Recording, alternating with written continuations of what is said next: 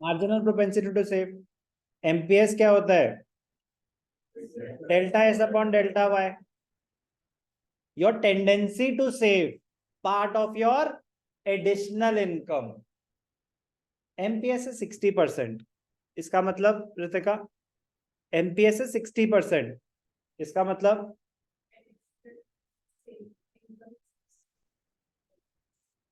समझ नहीं आया? कोई सिंपलर टर्म्स में एक्सप्लेन करे।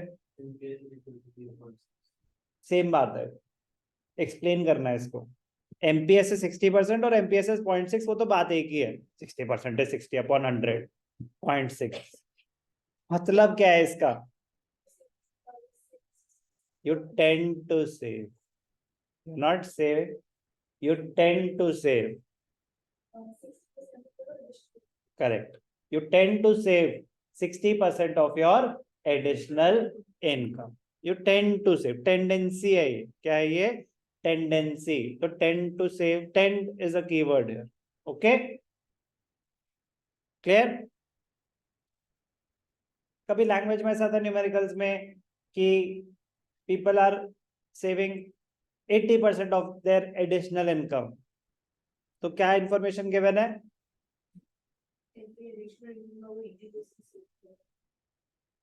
मैंने ट्रांसलेट करने के लिए नहीं बोला, इंफॉर्मेशन क्या गिवन है, बस ये है इंफॉर्मेशन। वो तो पेपर भी हिंदी और इंग्लिश दोनों में आएगा।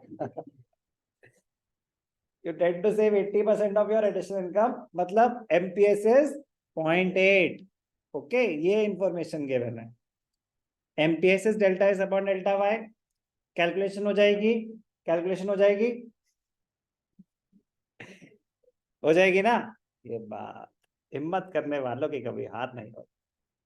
दो लेवल्स में कैसे चेंज, पक्का अभी हम करेंगे 25-30 न्यूमेरिकल्स तो पता चल जाएगा।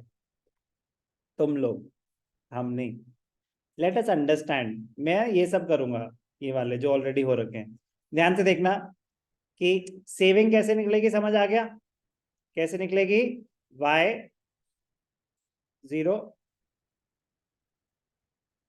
चेंज चाहिए, चेंज चेंज। सेविंग कह रहा निकाल तो लिया, अब कितनी बार निकालोगे? चेंज पे आ जाते हैं। ये सेविंग ऑलरेडी हमें दे रखी है, सेविंग हमें ऑलरेडी दे रखी है।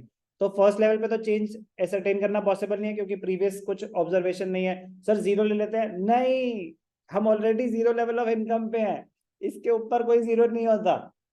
बी केयरफुल, ठीक है ना? इम्प्लाइड होता ना, काफी बार ऐसा था कि प्रीवियस जीरो होगा ना, नहीं, हम already zero level of income से ही स्टार्ट कर रहे हैं, तो इसके ऊपर कुछ नहीं है, नॉट डिफाइंड है। अब ये क्या है सेविंग? चेंज कितना है? +20। चेंज कितना है? +20। तो +20, चेंज इन इनकम क्या है? +100। 100 इनकम का तो पॉजिटिव ही होगा, तो 20 अपॉन 100, तो क्या हो गया? 0.2। फिर चेंज इन सेविंग क्या है? 20, तो 20 upon 200। No, we are considering the change 100। MPS है। कोई दिक्कत? कोई भी दिक्कत? वैल्यूज पे आते हैं अब। एपीएस क्या हो गया ना, सारी कहानियां खत्म। अब values. Can MPS be more than 1? Himanshu ji, no, MPS can never be more than 1। Sir why? You cannot save more than your income, वो रीजन था एपीएस मोर देन 1 का। यहां चेंज की बात हो रही है, यहां चेंज की बात हो रही है। You cannot save more than your additional income. You cannot save more than your additional income. The maximum amount of additional savings can be your additional income. कह रहे शौक सारे पूरे हो रहे थे, उसके बाद जितना भी मैंने एडिशनल कमाया सारा बचा लिया। हाँ तो कोई बात नहीं, in that case delta Y will be equal to delta S. So the maximum value of MPS can be 1 when you are saving your entire additional income. You cannot save your entire income, you can save your entire additional income. आप 5 लाख रुपए महीना कमा रहे थे पहले, उसमें कुछ consumption चल रही थी, सारे शौक पूरे हो रहे थे अच्छे से। अब आप कमा रहे हो 6 लाख रुपए महीना, 1 लाख रुपए और कमा रहे हो, आप वो पूरे के पूरे सेव कर सकते हो। कर सकते हो कि नहीं कर सकते? In that case delta S will be equal to delta Y. But sir ऐसा भी तो हो सकता है कि अब हमने कंजम्पशन कम कर दी, कीन साइकोलॉजिकल लॉ ऑफ कंजम्पशन कहता है कि ऐसा पॉसिबल नहीं हो। हम अज्यूम करते हैं कि कंजूसी एक लिमिट तक अच्छी है, ठीक है ना, इनकम बढ़ रही है, मेंटेन कर लो खर्चा, कम नहीं करना चाहिए, ठीक है ना। नॉर्मल सिनेरियो में कोई कम नहीं करेगा, नॉर्मल सिनेरियो में बढ़ाना जरूरी नहीं है, बढ़ाना जरूरी नहीं है क्योंकि आपके सारे शौक ऑलरेडी पूरे हो रहे हैं। तो maximum amount of additional savings can be your additional income. कोई doubt? So the maximum value of MPS can be 1। Minimum value income बढ़ी, कुछ भी सेव नहीं करा, मर्जी है ना, कुछ भी सेव नहीं करा, तो एडिशनल सेविंग्स क्या होंगी? 0। बट ऐसा नहीं हो सकता कि पहले से भी कम हो गई सेविंग्स, जो पहले की थी वो मेंटेन्ड रहेंगी। तो मतलब इनकम 1 लाख से बढ़ी, सेविंग 1 रुपए से नहीं बढ़ी, तो 0 है delta S.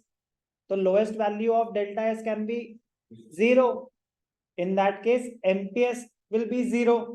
so lowest value of MPS is 0 point. MPS can never be negative.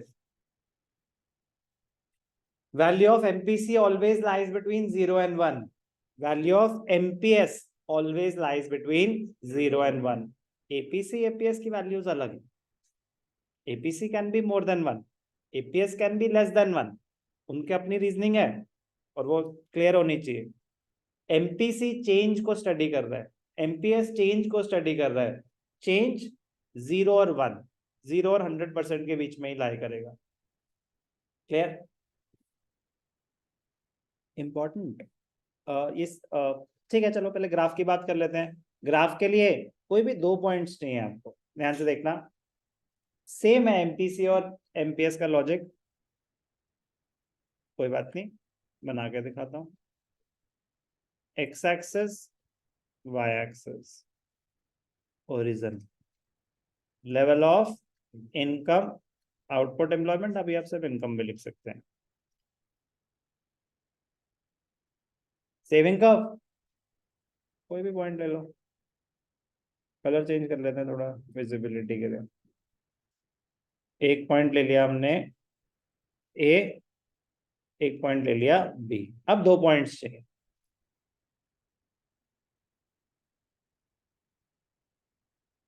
y1, y2।